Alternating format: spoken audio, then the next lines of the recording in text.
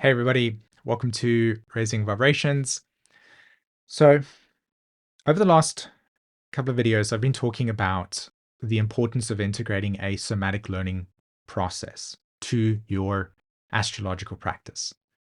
I pointed out that we are missing out on a huge potential and possibility of enriching our lives with a tool that has that capacity, but we're just not tapping into it yet fully. And that in order for us to be able to experience what I'm talking about, we need to have a shift in perspective that allows us to invoke the wisdom that is embedded in your experience of life, and also to synthesize that with astrology so that these two can really, in this marriage, bring out a profound level of richness, empowerment, and wisdom. Now, those two videos I've actually put in a playlist, and the link to that playlist is actually in the comment section. So if you want to go and watch those two videos, if you haven't also, I do encourage you to do that so that this video will have more context, okay? Very important.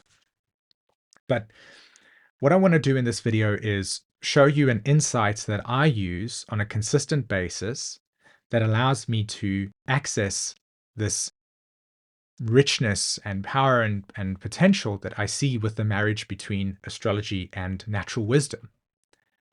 So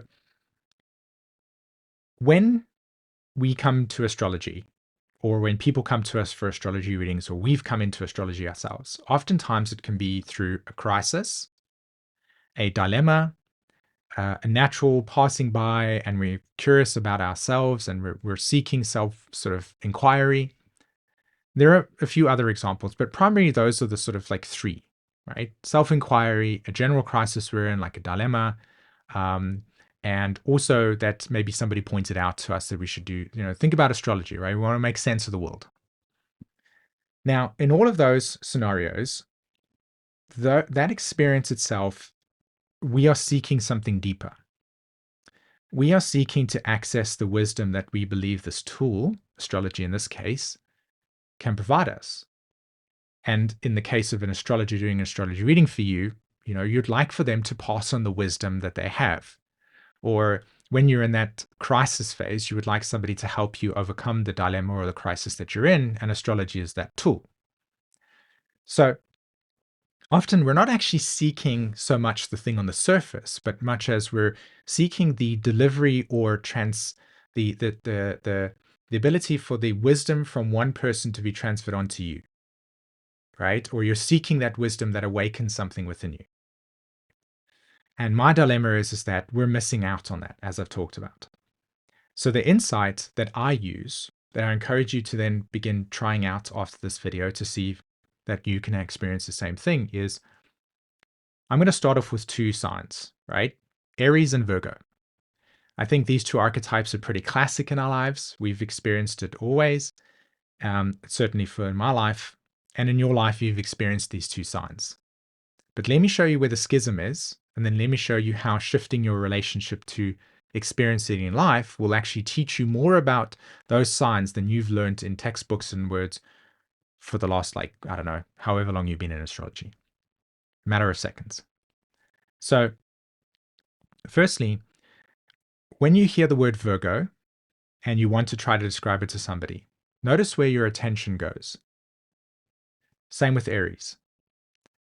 You'll notice that your attention, generally, for most of you, will probably go to the database of information that you understand Virgo to be.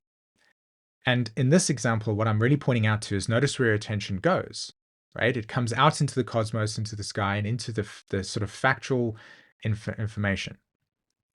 Whereas really, what I'd like you to see here is that every single one of you has been in some form of crisis in your life. Some form of moment where everything becomes entangled and it feels like everything's just all in a spaghetti ball and nothing is very clear and defined. It's very sort of chaotic. Primarily that there's a crisis. There's like a paralysis that's occurred and now you're in a sense of stuckness. The emotional experience and where we see the Virgo process, that's what Virgo actually is. It's pointing out to where something has arrived, to a bundle of confusion and disorderedness, and you're needing to kind of unwind that process. right? Just in a very simple way. Let's just keep it that. It just make things simple. Every single one of you has, in some way, shape, or form, been in that space. Now, Aries actually has the perfect medicine for this dilemma. And Aries is in a relationship to Virgo. See, if you see Aries as the essence of something that's just fresh and I'm here and I'm ready to take action, but primarily I'm fresh and I'm here. The antidote that Aries offers to Virgo is, I get that this is a dilemma that feels all confusing and in some ways is a crisis. But the most important thing that you can do right now is to act, is to jump out of the crisis, the mental paralysis, and into just action, and it will start to unwind itself naturally. Just the acknowledgement and the recognition of Aries as an archetype, which is to just take up space and be present, and then from there, be here and move. All of you as Aries people know that one of the things that's very frustrating to you is to stand around waiting. Right? You've seen people stand around waiting, right? What's happening when you're waiting? Is anything moving? No. But when you're in action, when you're moving, things feel as if things are flowing, even if sometimes you're running to a point where it's not. So the natural wisdom that you can actually extract from comparing two things that are not astrologically related, but can absolutely have an association, is that the Aries archetype is just move. Let's just go somewhere. Let's just act, and it will start to unwind itself. And the Virgo process is, I've been in a crisis before. And every single one of you has had those experiences. I'm in the movement, I'm ready, I'm here, I don't know where I'm going, but I need to move. And you've seen every single person at least once, including yourself, in a crisis.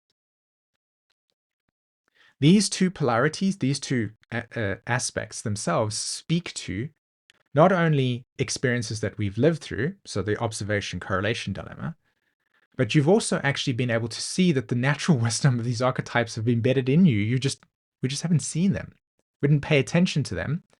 And so because we didn't pay attention to them or make the marriage between astrology and real life, we didn't see the wisdom that was inherently within us. So the insight here is that the wisdom is inherently within us. The insight here is that when we switch our attention to looking at life and seeing that we've already experienced all of these archetypes, we can then start to drop into, where do I see life as the very vehicle for what I have as my wisdom? When we learn the astrology through this lens of just seeing these archetypes and the marriage, we start to see that this marriage actually contains all of this wisdom that we can naturally use and apply to dilemmas within our lives.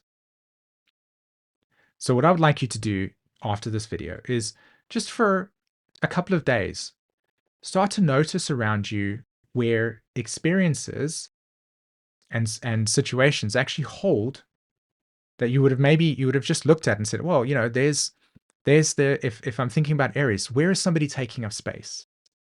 Where is somebody loud and wanting to move?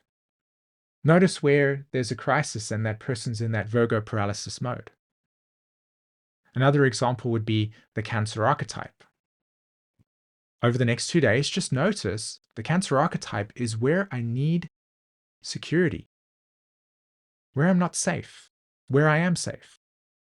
And just over the next 2 days, notice yourself in spaces of safety and when you're feeling safe and when you're not. Notice when people are communicating from a state of safety and not. The wisdom that comes from this when you marry this archetype is when you see the Cancer archetype in a person's astrology chart, know that that's the place where they're going to go from, I'm feeling safe and relaxed and at home here, to, I'm not really feeling at home here, I'm not really feeling safe here. Delivering that wisdom will be something like, this is the part of your chart where safety, familiarity, is often going to oscillate between, yes, I'm at home, and no, I'm not. Part of the wisdom, that's what we'll learn in the immersion, and then which I'll teach you, is that all of these archetypes have polarities. For instance, Cancer is safety, Capricorn, definition, boundary, war, protection, resilience. And all of the archetypes have these. So that's what I'm going to be teaching in the Evolutionary Astrology Immersion, which I've been sharing with you guys. It's going to be coming out on the 26th. There's a link in the description as well as the comment section to sign up for the waitlist, which is where I'll be delivering all the information and giving you the opportunity to sign up for the course, okay? In the next video, what I'm going to do is I'm going to take it one step further for us, and I'm going to show you the entire method that I use when actually looking at an astrology chart. So I'm going to show you my blueprint. I'm going to show you the steps I take and really revealing to you the entire map of how you can actually go about seeing what happens when you apply what I've been talking about now and experiencing the wisdom, the delivery of this practice of integration of somatic learning, okay? All right, my friends, have a good day, and I'll see you again. Bye-bye.